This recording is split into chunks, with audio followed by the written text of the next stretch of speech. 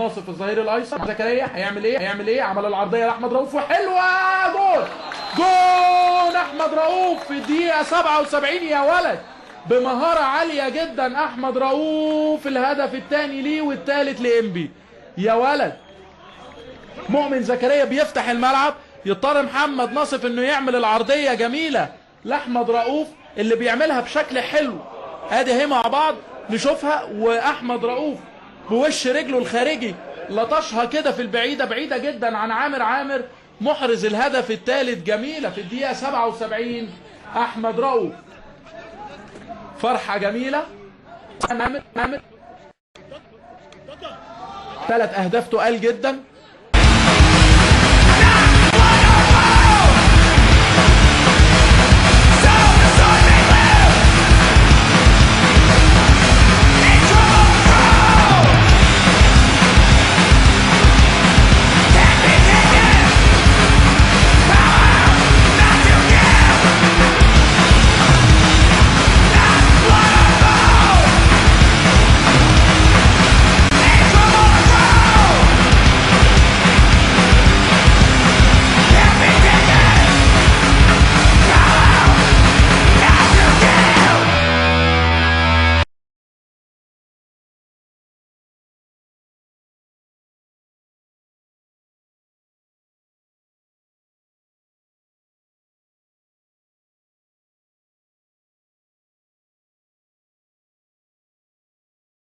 بعيد يطلع برضه ديفونيه، ممكن نشوف هجمه مرتده لانبي، اتلعبت على طول للشحات. الشحات لمؤمن زكريا، طالع الناحيه الثانيه احمد رؤوف بيعملها له فعلا. احمد رؤوف منفرد، احمد رؤوف يا ولد الهدف الثاني لانبي. احمد رؤوف يا ولد، هجمه مرتده نموذجيه لانبي، هدف جميل. يعني هجمات للجونه ضغط، بيحاولوا يعوضوا الهدف اللي جه في اول دقيقه، انما بيردوا لعيبه انبي بهجمه مرتده نموذجيه مؤمن زكريا واحمد رؤوف، وكان عبد الله الشحات. ادي مره ثانيه، ادي الكوره اتعملت على طول جوه المنطقه. احمد رؤوف طار حطها في المقص الشمال، والله لا عبد الواحد ولا غيره ولا 10 تجوان. يا سلام يا وضع المهاره.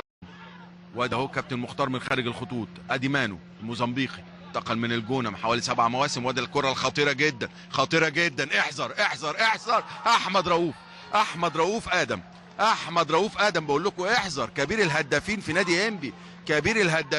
نادي انبي، احذر احمد فاروق. يعني ده ولد ايه، حكايه.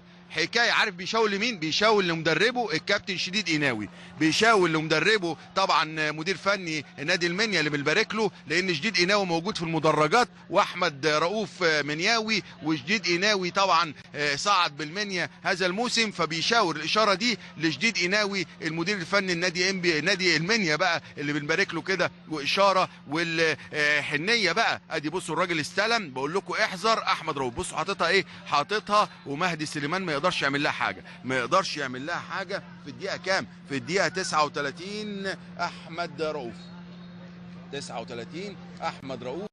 وسع لنفسه. حلوه يا ابن الاوفر، جول. حلوه الاوفر، خلاص هي رايحه، قلت جول. مين؟ احمد رؤوف بقى اهي. هو ده المشوار. هنا خدها من باريس زيزيه ولعبها عرضيه حلوه، لكن يا سلام يا رؤوف، منشنها زي البلياردو. 74 سجل احمد رؤوف الهدف الرابع والاخير لفريق انبي، وبعدها في الدقيقه 79 بيسجل ديجوما هدف الوحيد لليديا